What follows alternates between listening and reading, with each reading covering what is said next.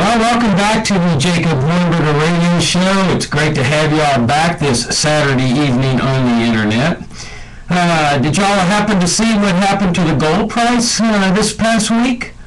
Soaring, going through the roof, skyrockets through the $1,400 an ounce barrier before falling back a bit yesterday.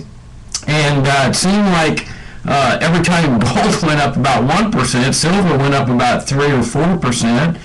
And of course, it's like this on all the commodities. I mean, commodities are skyrocketing. I don't need to tell anybody about what's going on at the gas pump. If you got a car, you can see what's going on with prices there. And we're living in an exciting time. We're sort of like witness to history. And in fact, this is something you can tell your children if you have children. That this is one of those rare opportunities where you get to really be a witness to history, where a government is doing everything it can to destroy a currency. And of course, the Zimbabwean citizens, they got to be a witness to that history. Well, we all know what the government did to that currency. If you're not familiar with that story, just Google Zimbabwean money and you can see the horror story that witness to history was all about. And that's what the Federal Reserve is now doing, and they're not making any bones about it. They've lowered interest rates all the way down to zero, and even that's not enough to get the body politic going again. They're doing their best to revive this private sector, and sometimes you get the impression that maybe it's like weekend from Bernie's or something, where they're just injecting all this stimulus into a dead body. But now, they're saying, the liberals are saying, you got to just spend more and you got to just keep printing the money, and they're just flooding it now, and they make no bones about it. They're buying up bonds like crazy. And so, not surprisingly, the commodities are soaring, and mark my words, down the road, you're going to see the prices of everything going up. The prices of the department stores, the electronic stores, the grocery stores. We're going to hear the same nonsense we always hear from people. This is the greed returned. You're greedy. And, people are going to whip out their little whip inflation now buttons back during the Ford administration, where everybody gets all exhorted. We got to fight inflation, and all these big prices going up and so forth. And, of course, nobody's going to sit there except the libertarians, of course, and know that this is the government doing this. That this is what happens when you debase a currency, when you depreciate a currency. This is really, if you want to integrate two big government central planning programs, you can integrate the Federal Reserve, central planning and money, with the public government schooling system. Or the government-approved schooling system, where you've got the government over here is using the Federal Reserve to flood money into the economy in order to pay its bills and to finance expenses. But over here, you got all the government employees inculcating in the students from the time they're first grade on up, what it's like to be a good little citizen. Defer to authority. Don't question what they're doing. They know what they're doing. They have more information than you do. In other words, conformity, regimentation, respect for authority. Don't challenge things at a fundamental level. And so, it's not surprising if you do a survey out at the mall or on the streets or whatever, and you say, what's causing the inflation or what's causing the rising prices? Oh, well, I learned that in my social studies class, down in public schools, and in the state-supported universities I attended. Well, that's just greed. Greed's just returned to America, just like it was in Zimbabwe. Just greed strikes a nation, and all these prices going up, and we just need price controls. That's what we need is price controls, because there's a lot of price gougers out there, and that's the attitude, and that's where you've got the government in charge of education, the government, in charge of the money, and so the two systems start to integrate. It's not a coincidence that governments everywhere demand the authority to control the monetary system and to control the educational system. They do that in Cuba, for example. It's not a coincidence. They got a central bank in Cuba. They got a good government schooling system there. That's what the whole idea is all about. Did you notice, though, what the reaction was among some of these countries, in Europe, for example, or in China? China is like one of the top two creditors of the United States. I mean, that's who George W. Bush went and borrowed the money from to finance his imperial adventures in Iraq and Afghanistan. He didn't want to raise taxes on the American people. I mean, he's a conservative. Hey, conservatives don't raise taxes. We just spend money. But, he had to get the money from someplace. I mean, government is not a fountain of wealth. There's no wealth being produced like in the private sector. There's only one way the government gets its money, and that's through taxes or through borrowing.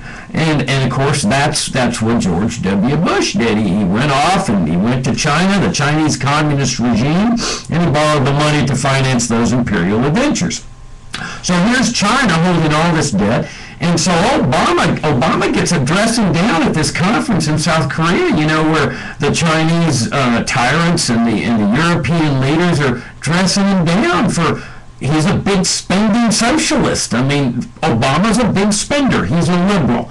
And he's got all his cohorts over there, including, the liberal ideologues and the economists. I mean, just read the New York Times saying, you got to print more money, Mr. Obama. You've got to, stimulate,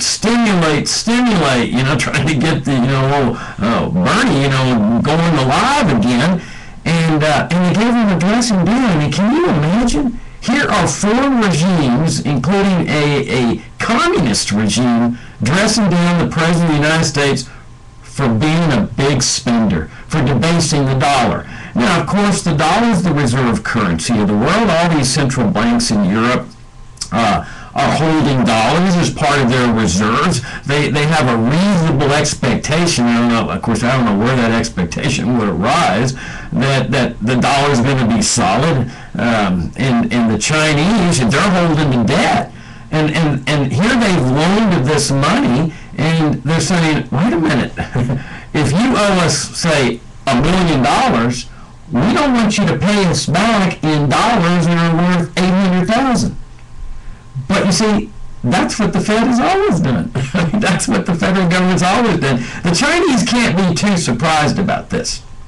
It's not a coincidence that the dollar today, the little Federal Reserve note, a note that promises to pay nothing, I mean, it's irredeemable paper money, that it's worth a nickel compared to what it was worth in 1913. And it's not a coincidence.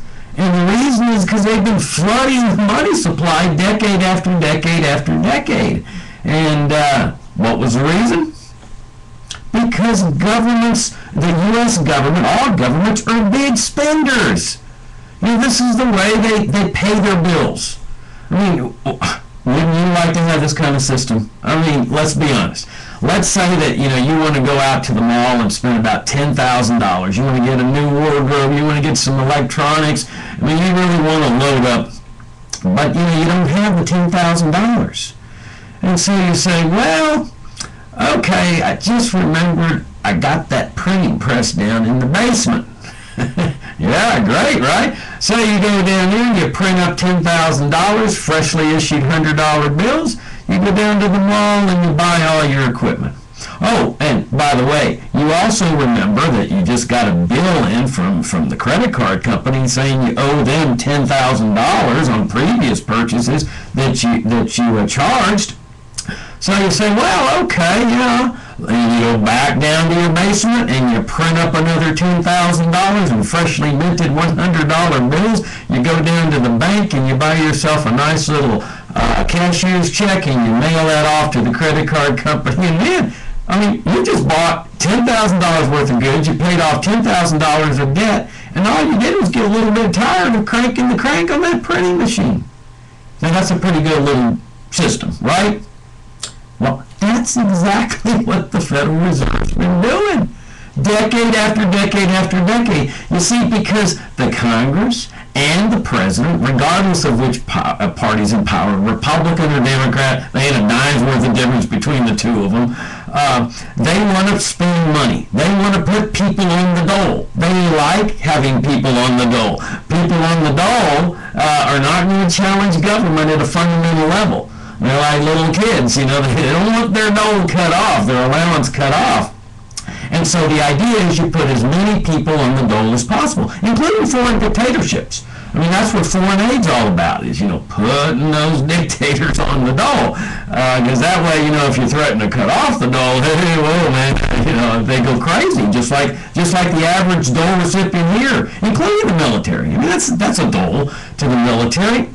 And you know, if you threaten to cut somebody's dole off, I mean, they go bananas like they are in Europe right now, like in Greece and everything. You know, where there's no money to pay the dole, and everybody's mad and wants the government to pay the dole. You know, because this concept of, hey, government's got free wealth and so forth.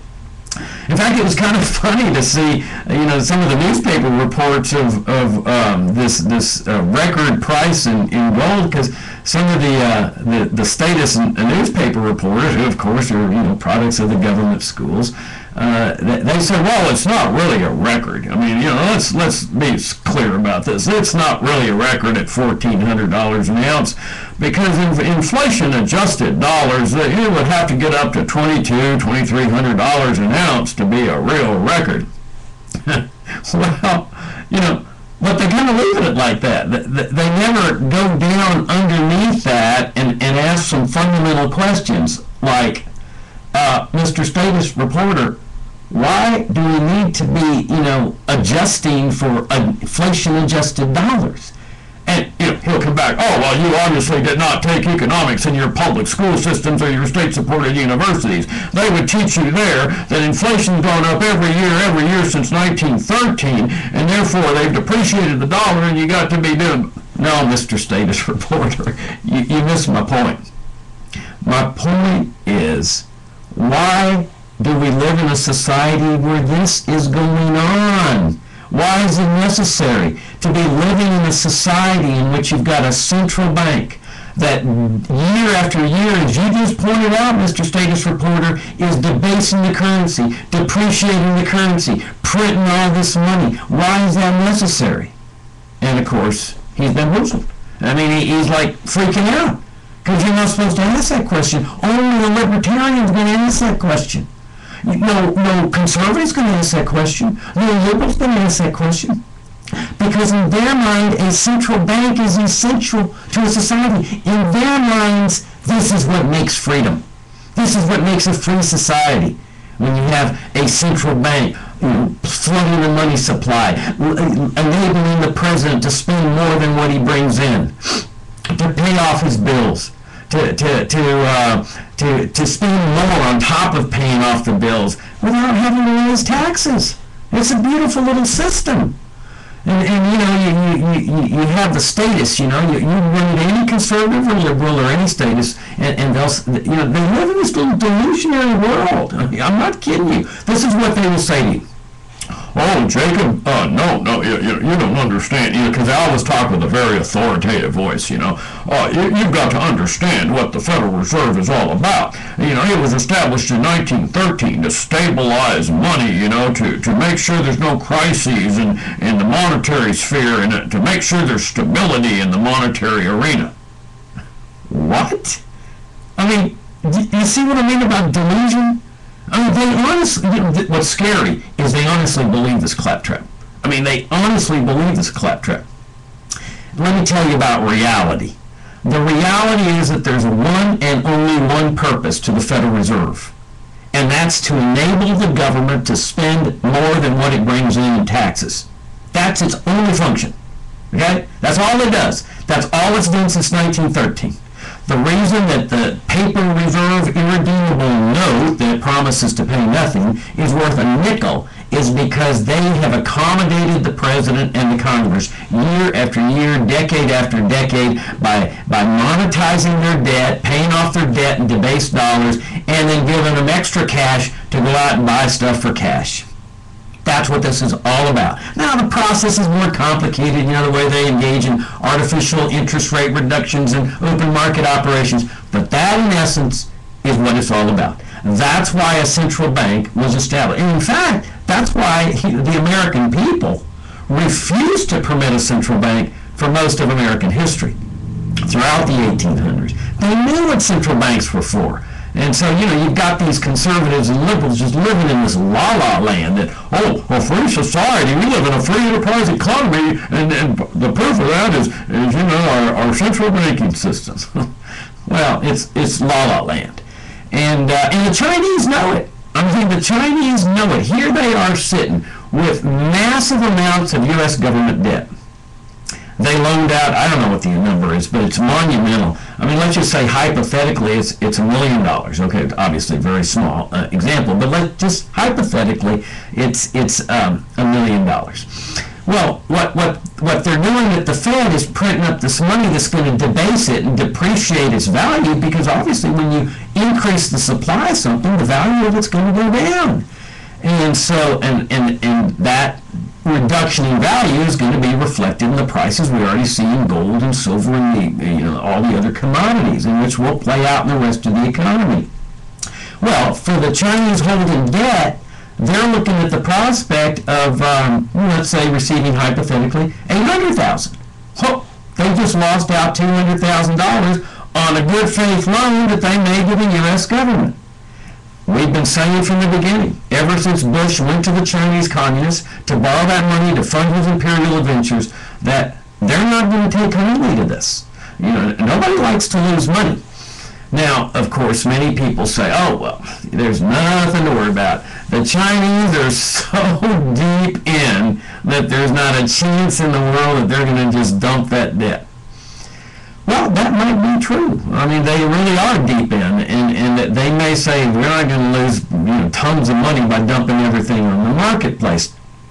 But I guarantee you this, if they do, then you're going to be a real witness to history. Because I got a feeling you're going to see a monetary crisis on the dollar, on the likes of which that no one can ever imagine. And when a crisis like that hits, there is no telling what the government's going to do to the American citizenry.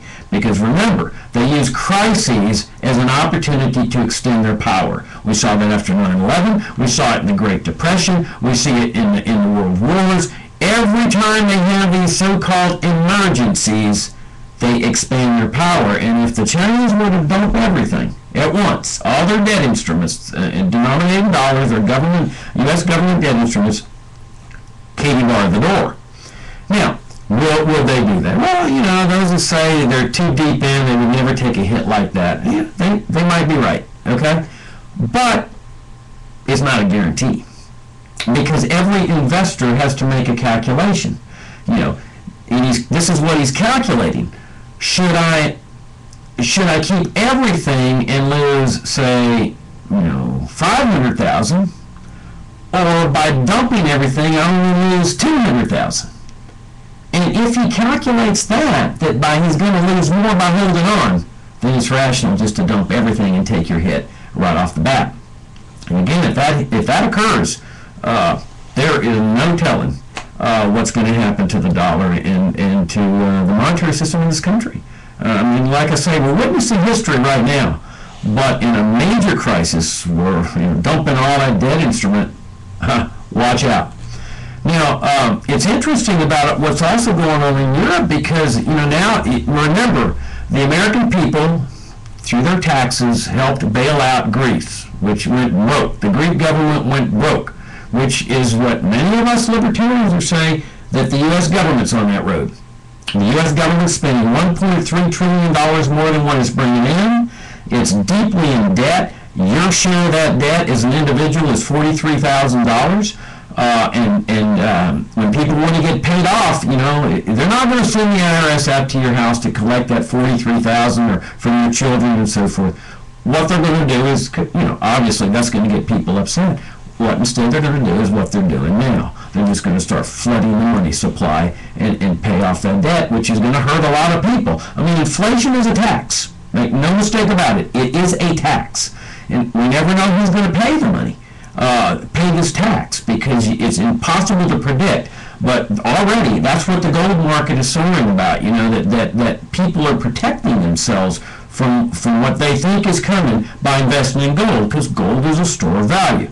Huge gyrations in the market But people think over the long term, this is the way I'm going to protect myself from what this government is doing to this paper money. Now, in Greece, they couldn't do that, okay, because they're in the EU. The Germans, who have always had a tradition of sound money, control the printing presses for the euro, in which these countries are members. And so the Greeks are sitting there saying, help, bail us out, bail us out. You know, we don't want to cut the dole. We don't want to cut the dole. And the Greek people take the same position that the dole recipients here take. You're not cutting off our dole. You're not cutting off our dole. And, well, okay, so they stabilized the Greek situation with this IMF bailout, in large part with American taxpayer funds. You know, every time you're having ends meet, think about that's where your hard-earned money goes. And, well, now it's happening with Ireland. I mean, now, you know, things are starting to teeter with Ireland. And they're thinking, okay, what should we do? The bond market there is cratering.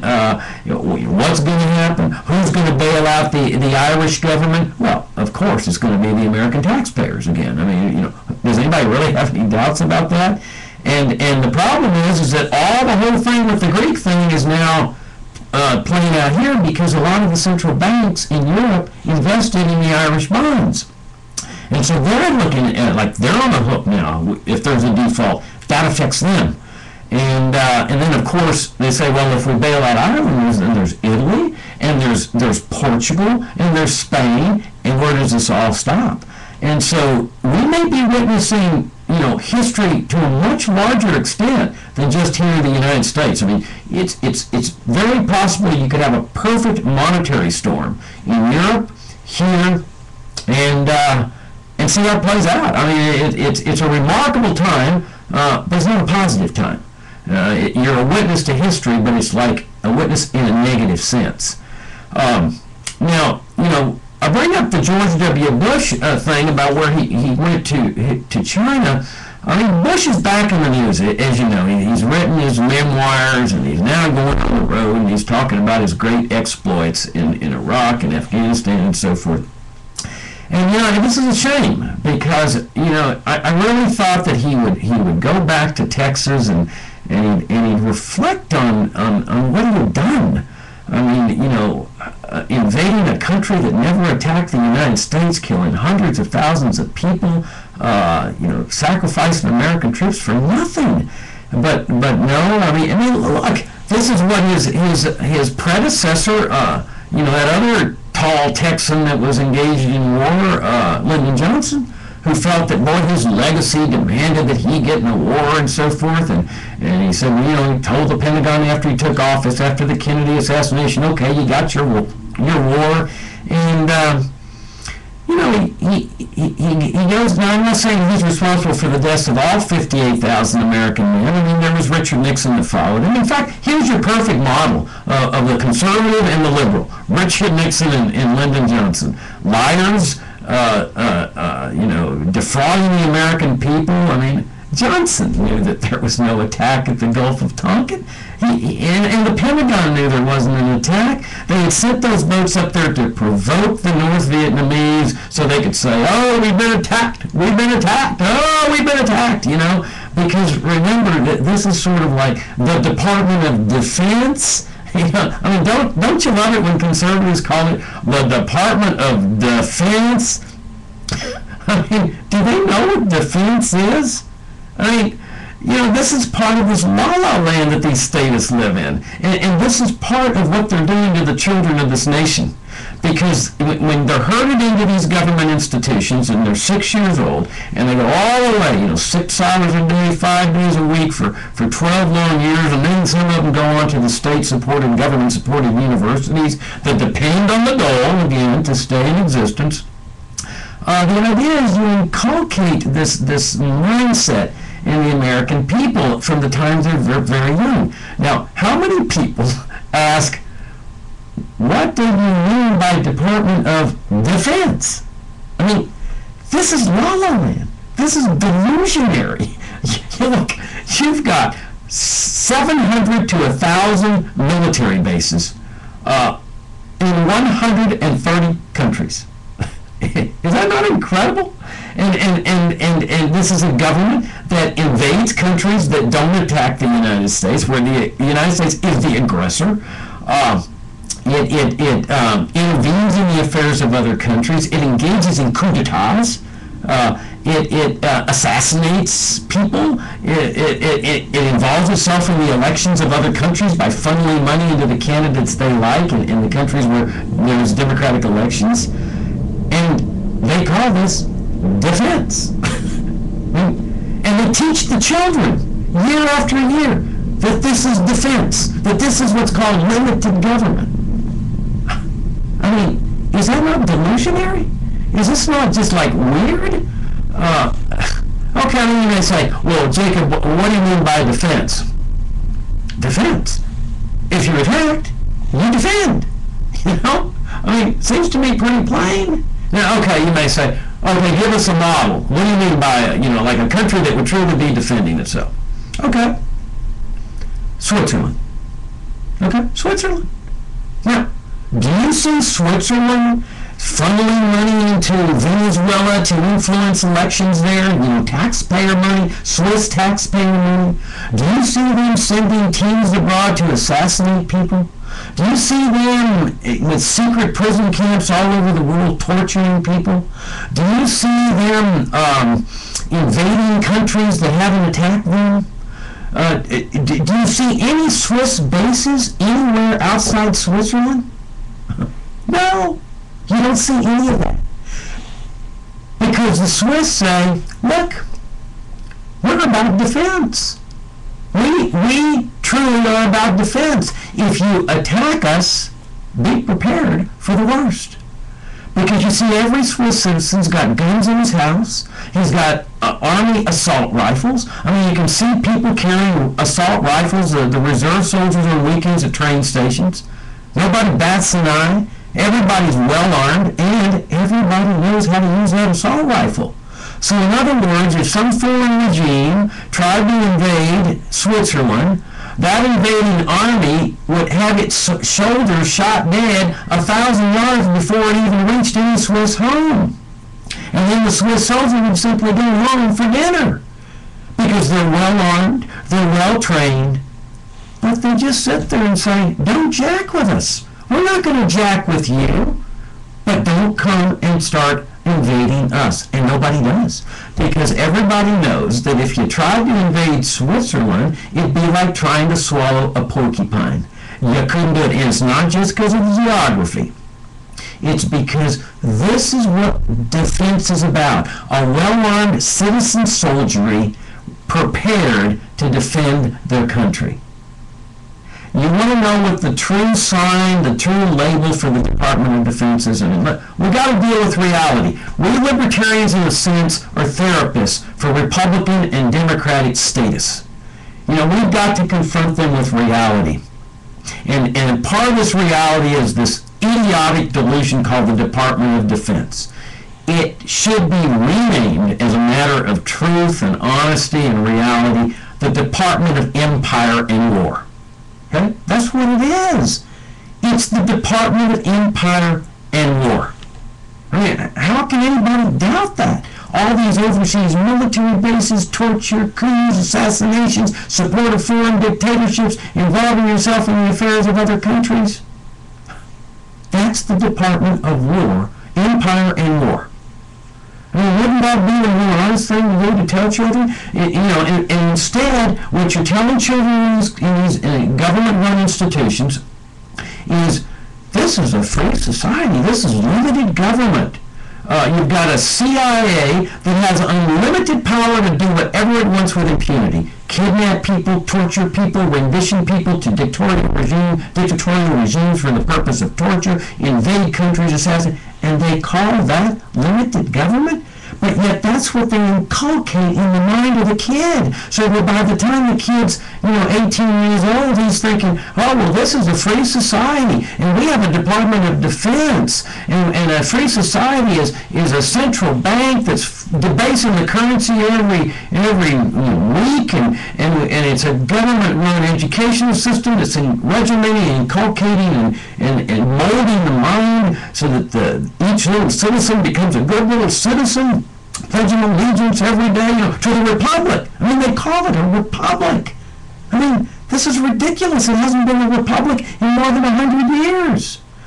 This is the Department of Empire War, and they inculcate these children that when you've got an empire and you're waging a war, a perpetual war. You're always in war, preparing for war. This is freedom. This is freedom and free enterprise. I mean, it's an absolute disaster. But so, anyway, Bush, I mean, Lloyd Johnson's over there provoking the North Vietnamese into attacking, and then he makes up the attack on the USS Maddox, and so that he can call it defense. Oh, we're defending, and that's what he said. He conspired with the Pentagon. Oh, I know some of you are going to call in and say, oh, Jacob, you're a conspiracy theorist. Hey, they conspired together to make up this attack. I mean, a fact is a fact. And the attack never took place. And they go to Congress, they get the congressional resolution, and they end up sacrificing 58,000 American men for nothing, absolutely nothing. They say, oh, if we don't stop the communists now, they'll come over, the dominoes will fall, and America will fall. And, hey, as soon as they got out in 1975, I don't see any North Vietnamese troops on American shores. I mean, I still don't see any. They've had, how many years, 40 years or something to invade the United States? I don't see them. In fact, I don't even see any terrorist attacks. I mean, this government killed 3 million of their citizens. I mean, you'd think they'd be angry about it, but no. As soon as we got out of their part of the country, no terrorism, and 58,000 dead Americans for nothing, and 3 million or so Vietnamese for nothing. And no dominoes fell. In fact, they're establishing trade. They're letting Americans trade with the Vietnamese now. Isn't that amazing? I mean, they're letting Americans trade with the Vietnamese. And of course, not with the Cubans. I mean, we still got that big embargo, because you got to put Americans in jail if they travel to unapproved places or if they spend their money in unapproved places. And it's just, but that's freedom. You see, freedom and free enterprise, Remember when we had that big fight over that kid, Elian, that was, the Cuban kid with the father in Cuba? They were fighting to get him back in Cuba. Well, both regimes were fighting as to, where he should go. And it made a big difference because it made a big difference where he's educated.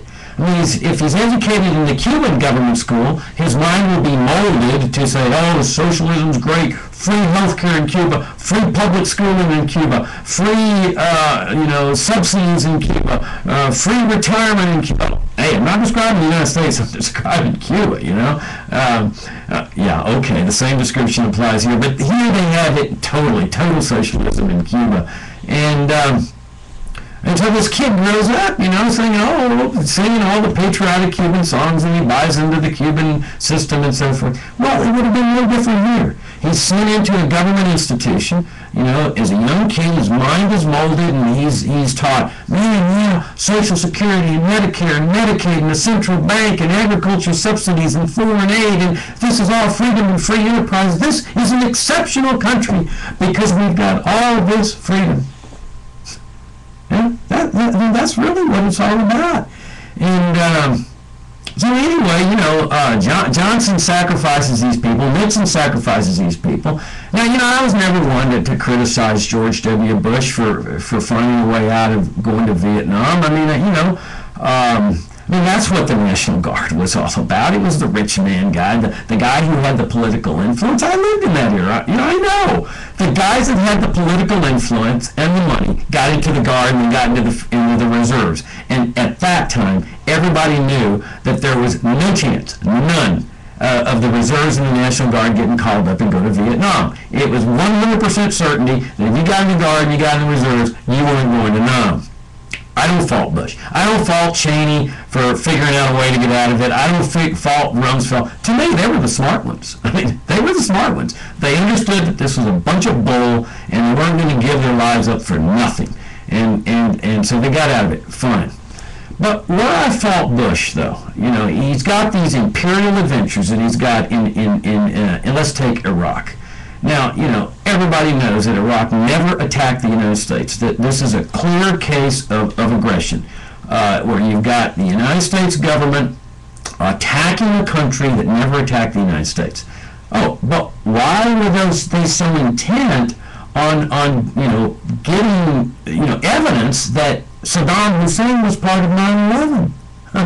So they could say, we've been attacked. The Department of Defense has no choice but to defend against this attack by going into Iraq.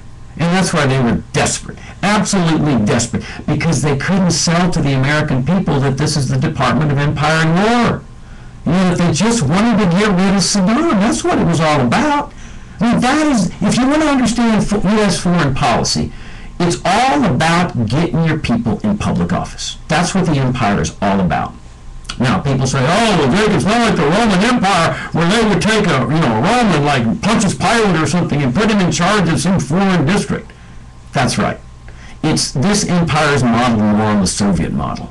Okay, the Soviet Union, their empire included Eastern Europe, East Germany. They didn't bring Soviet officials to run the system in East Germany or Poland, Czechoslovakia. They let a local lackey do it, a puppet. I mean, so it would look like, oh, this is an independent regime, the East Germany or something. But he answered to the Soviet Union. That's the way the American model is. I mean, okay, here's how to get a better picture of it. We recently had elections. Now, did you notice that Obama was out campaigning? Now, not just for congressional candidates and Senate candidates, also for gubernatorial candidates and state legislative candidates. Now, why? Because it's this power thing. They want to get power. They're not satisfied with the power of the presidency or the Congress. They want to put their people in everywhere, both sides, both status. I mean, we're talking about Republicans and Democrats, flip sides of the same coin. They want to get their people in office. That's the way they try to run the empire. They want to get their people in charge in Cuba. That's what the embargo's been about. In Iraq, that's what the deal was with Saddam. I mean, that's why they had the sanctions against Saddam for 11 years. That's why they were killing those Iraqi children, because they figured if they could kill the children, the parents would get outraged, oust Saddam, and they could put in a U.S.-approved Iraqi person.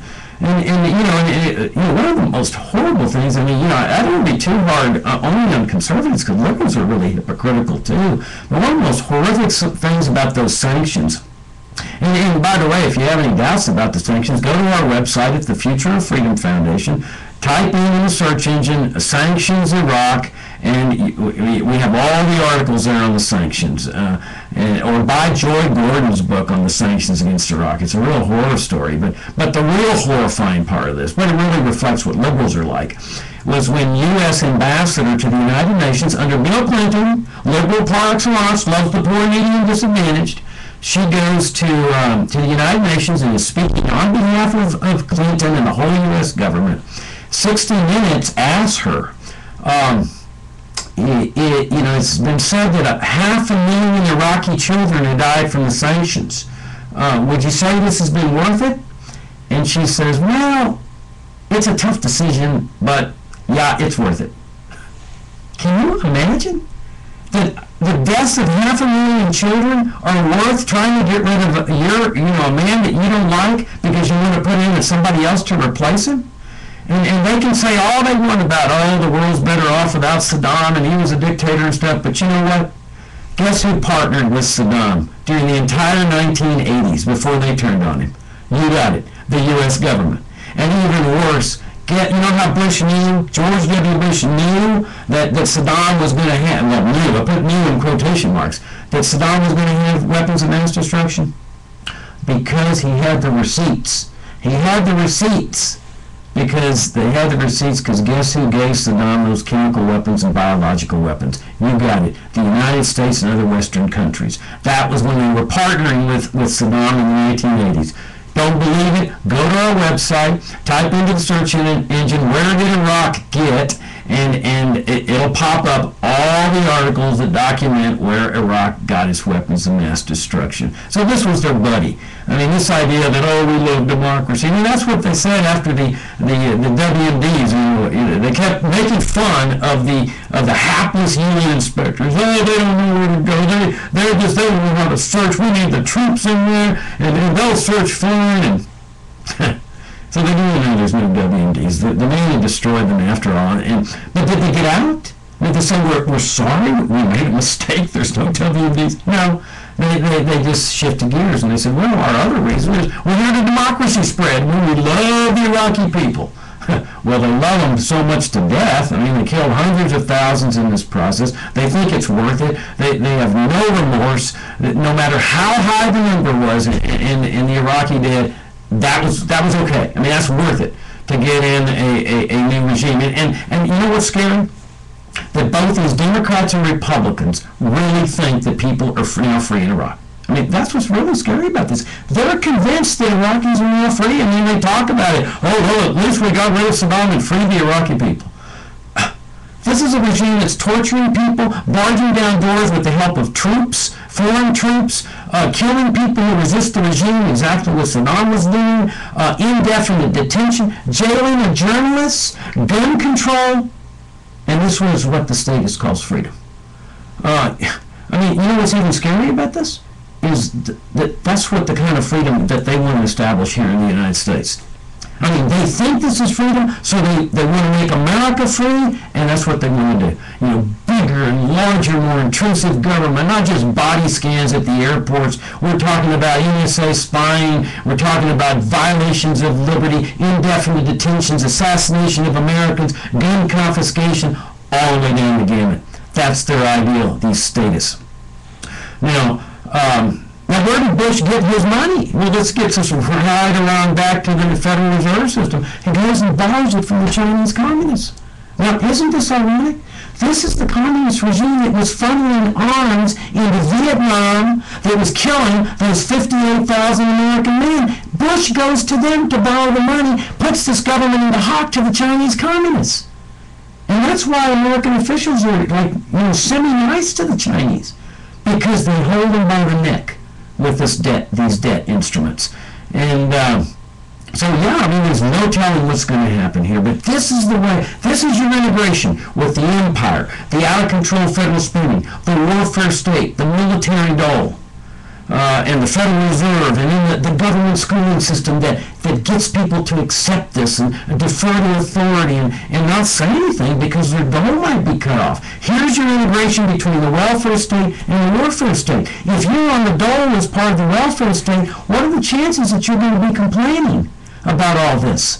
About what the government's doing overseas, and the body scanners, and the NSA spying, and the destruction of the torture tapes, as the CIA has recently done, the kidnapping that the CIA did in Iran, and the rendition to totalitarian dictatorships for the purpose of torture. The dole recipient's not likely to say anything. He's not likely to revolt, to get angry, because why? They might cut off his dole. And that's why they love this system of Social Security, Medicare, Medicaid, farm subsidies, education grants, food stamps, public housing, food and aid. It gets as many people on the dole as possible. Now, let me talk to you a little bit about delusions, because I want to draw the difference between liberals and conservatives and libertarians. Some of you may say, Jacob, well, why do you keep talking about liberals and conservatives in the same lump, Hello? Because there's not any difference between them. Not philosophically. I mean, when you hear this left-right debate in America, you're hearing it on a statist program, right? I mean, you're not hearing it on a libertarian program, the left-right debate in America, Because the statists that run these programs, in their minds, it's just left versus right, that's the choice. It never occurs to them that there's not any difference between left and right. That these are people that believe in statism, socialism, interventionism, regulation, managed economy, central bank, Social Security, Medicare. It's all wrapped up into statism. The real battle of this country is not left and right. The real battle in this country is statism on one side and the libertarians on the other. That's the battle. The statists will mock us and they'll make fun, and you guys don't have very many on your side. Look at all the ones we have side. Look at how many liberals and conservatives we have. Yeah, it's true. But we're growing. I mean, people are figuring things out one one at a time. And people sometimes write me and say, well, Jacob, don't be so hard on the conservatives. They're our friends. They're like our first cousins ideologically. Are you kidding me? They're as statist to the core as the liberals. They're the biggest promoters of this warfare state. Peace through strength. Peace through strength. Department of Defense. No, that's the only way we can defend ourselves with a big giant empire and people in the military dole. There is more government spending today than the entire Cold War. The government spends more on weaponry than I think all other countries combined, or the top 10 countries or something like that. They're the biggest arms dealer in the world. These are your conservatives. Now, the liberals too. There's no question about it. But what's fascinating about conservatives is, okay, now you've got a point. You've got one point. If you're going to sit there and defend conservatives, I can see you one point. They do talk in terms of libertarian mantras on economics. Okay, no doubt about it. You go to a conservative website and you say, you take a look at what they say in their mission statement. I will guarantee you will find this mantra: free enterprise, private property, limited government. Right? Or you can't hear a conservative give a speech without that mantra: free enterprise, private property, and limited government. Sometimes they'll throw in, I'm also a member of the Chamber of Commerce, because they want to establish their bona fides, and they'll have their little Adam Smith ties on, and they'll talk about, Hayek. They never mention Ludwig von Mises for some reason, but they'll mention Hayek, maybe because Hayek got the Nobel Prize, and they'll bring up something that Hayek says, like the spontaneous order, and then they'll talk about the progressives, and they'll say the progressives believe in confiscating wealth from the wealthy and giving it to the poor, and we conservatives stand against this type of thing. And we believe in free enterprise, private property, limited markets, and the superiority of capitalism and all this claptrap. It's all claptrap. Because they never get into specifics. They never get into the application. It's always the mantras. For example, if you say to a conservative, oh, Mr. Conservative, so you believe in free enterprise, private property, limited government, and individual responsibility. Oh, individual responsibility too. And family values. No, don't forget family values. Okay, family values too. Okay, are you ready to abolish Social Security? Wait a minute, Jacob. Now, wait a minute, Jacob. There's a fund. There's a fund. There's a fund there. I had a congressman back in 1969 tell me there was a fund there. Sir, Mr. Conservative, this is a socialist program. There's no fund. There never has been a fund. They're taking money from the young and productive people in this society who are having a very difficult time starting out in life. They're taking it by force and they're giving it to this sector. Social Security started from the German socialists at the turn of the 20th century. Go to the website of the Social Security Administration. Look at the bust of Otto von Bismarck, the Iron Chancellor of Germany, that they commemorate here in the United States of America, in the land of the free and the home of the brave. Well, Jacob, okay, I believe in free and private property and limited government, but you've got to have the goal. You've got to have the goals for the old people. Okay. All right, Mr. Conservative. How about if we abolish Medicare and Medicaid? Jacob, no, now you've gone too far. You just want to let sick people die on the streets, don't you? And in fact, a conservative told me that the other day. I was on his radio show as a guest. He attacked me for calling for the immediate abolition of Medicare and Medicaid. Because he says, he said the exact question. You wouldn't let old people and sick and poor people down the streets. You'd expect that from a liberal. They believe in this junk, They extol Fidel Castro, for his free healthcare system, his free public schooling system, and his free retirement system. Yeah, he's just laid off 500,000 workers because he doesn't know how he's going to pay for all this, because he's figured out you need a private sector to fund the dole. But yeah, so conservatives, they'll say, Obamacare, I'm a firm believer in repealing Obamacare. It's just terrible that they're forcing people to buy this insurance. This too. But notice there's no philosophical principle here. Because as soon as you get rid of Obamacare, you're still faced with a crisis. And that crisis is generated by Medicare and Medicaid. And conservatives know this deep down. In their hearts, they know we libertarians are right. Because you see, way back in the 60s when Lyndon Johnson, liberal, loves the poor, needy, and disadvantaged, passes Medicare and Medicaid. I mean, liberals, they do say that. They say, well, Johnson, it was horrible what he did in Vietnam, but, he did have his redeeming factors. He passed Medicare and Medicaid. Is that ridiculous or what? And so we got this huge healthcare crisis. They succeeded in destroying the finest healthcare system in the world with this socialistic junk. And but conservatives, they don't want to get rid of the root. So you get rid of Obamacare, you still got a crisis, and so you still need some kind of reform. Because this is what interventionism does. This is what socialism does. It always requires a reform to some crisis. So you got the conservatives coming up with, well, I want to propose my Medicare IRA plan and my privatization plan. And they all got their little socialistic reform plans. Why not just repeal it? Get rid of it. Oh, no, I believe in free enterprise, private property, and limited government. All right, Mr. Conservative, okay. How about we have a total free market in education? Oh, Jacob, no, you go too far. You go way too far. Education is just too important an item to be left hands in the free market. Oh, no, Jacob. Oh, man, you libertarians, you're just way out there, man. I mean, God, what do you think? But, sir, you just said you believe in private property, free enterprise, limited government. I mean, what better way to have a free enterprise than free enterprise in education and family values? Leave families in charge of health care and so forth. Jacob, no. You're coming too far. I believe in free enterprise, private property, and limited government. But you got to have socialism in retirement, socialism in healthcare, socialism in education, and the drug war? Jacob, yeah, now I know where the libertarians are coming from. You want the poor people to die in the streets. You want the elderly to starve to death. You want everybody to be stupid, and now you want to get them on drugs. Yeah, that's what you want to do. You want to get rid of drug laws so everybody's going to be stoned. But, sir, you just said you believed in free enterprise. You give me Hayek's concept of the spontaneous order. You have all the mantras, family values, and all this, and now you want to put people in jail for choosing to ingest something that you don't approve of? I mean, how about booze? How about tobacco? I mean, so when you start adding up all these buts, I believe in free enterprise,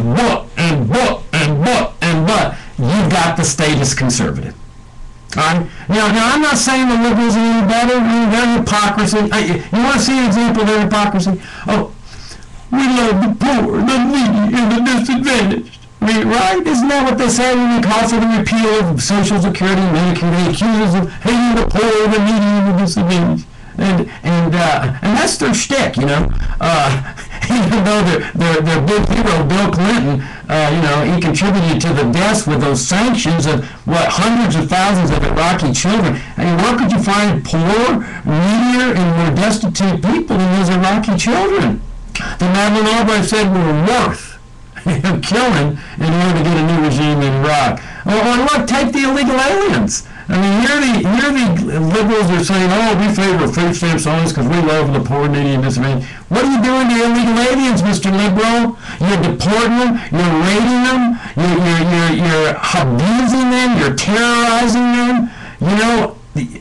Tell me somebody that's poor and needier and more destitute than an illegal alien. All he wants to do is work for a living. You won't even let him do that. You harass him, you harangue him, you split his family apart, and you sit here and you have the audacity to say that you love the poor, needy, and disadvantaged, and you have the audacity to tell us libertarians that we hate the poor, needy, and disadvantaged because we favor a free market system that is the best thing that could ever happen to the poor, needy, and disadvantaged. Yeah, that's the hypocrisy of these people. Now let me say something about the Tea Party. The Tea Party to me is encouraging. I mean, because these are people, you get a sense that they're different than the statists. But I mean, they do come out of the conservative movement. I mean, there's no doubt. I mean, I'd love to see a Tea Party form in the Democratic Party where the Tea Party is challenging Franklin Roosevelt's socialist, fascist, mercantilist system, all the stuff he did during the New Deal, bursting this myth that he saved free enterprise with his welfare state and his Social Security and his, Blue Eagle and his, National Industrial Recovery Act, which is a fascist model that would have easily found a home in fascist Italy. I would love to see that. A Tea Party that points to Grover Cleveland's Democrats' veto message, where he vetoed the farm bill for Texas farmers, saying it's not the job of government to support the people. I'd like to see a Tea Party over there, but over here, the Tea Party, they're coming out of the conservative movement. A lot of them, not all of them, there's a large portion of them, they're just independents.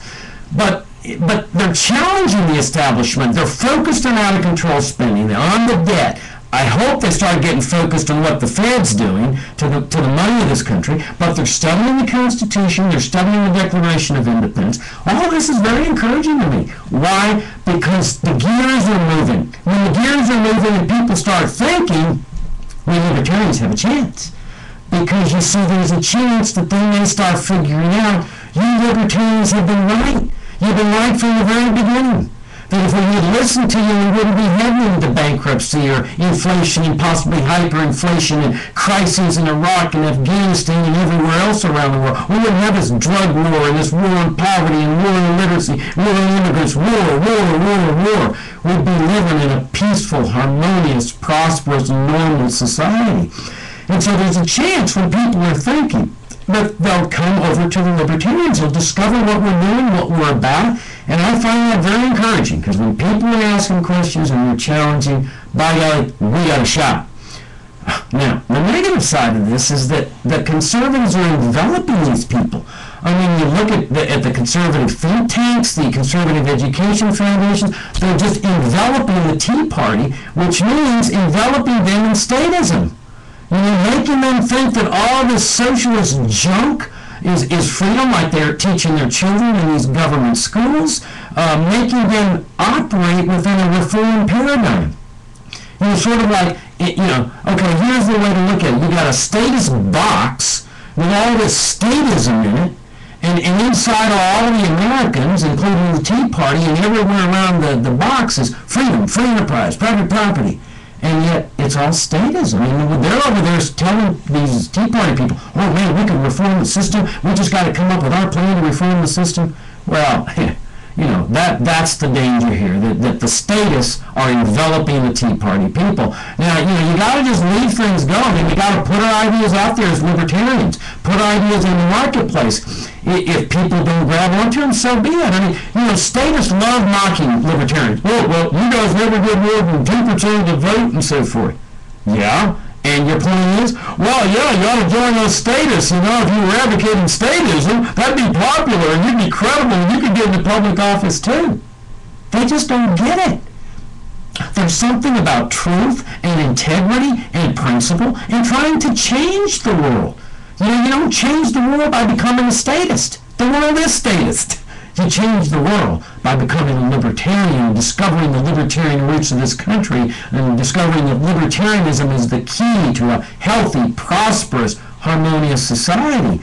And so, yeah, I mean, can we succeed? Yeah, we can succeed. Now, I give a little pitch here for the Future of Freedom Foundation. If you're not familiar with our organization, come and visit us at fff.org. We've got a free email update. It goes out every day. We strive to make it the best libertarian free market commentary page on the internet. 6 days a week, free for the asking. Just drop us a line at fff.org and say, put me in your email update list. And if you like our work, we'd love to have you support us. That's what we rely on. No government grants. We rely just on individuals sending us a donation, $25 or $100 or whatever you feel comfortable in sending us. That's how we can promote our work. And look, if you got questions that you'd like to ask me about libertarianism, drop me a line. Hornberger at fff.org. I know somebody posted last week's video on YouTube, and there was a lot of interesting comments there. I read them all. Appreciate your positive feedback. But drop me a line and say, Jacob, explain to me this about libertarianism or that about libertarianism, because I'm telling you, this is the most exciting, glorious, noble, grand movement in history, or at least top 3.